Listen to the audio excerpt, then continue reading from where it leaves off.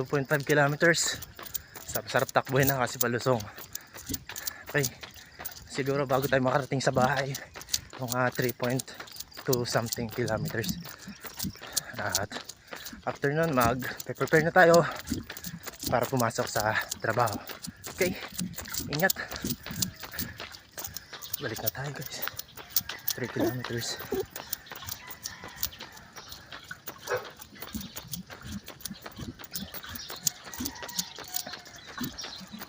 Napansin nyo, wala na masyadong aso. Siguro nakita nila may camera. Baka mapapag sila. Ano palang technique. Okay, hindi na tayo. Morning run.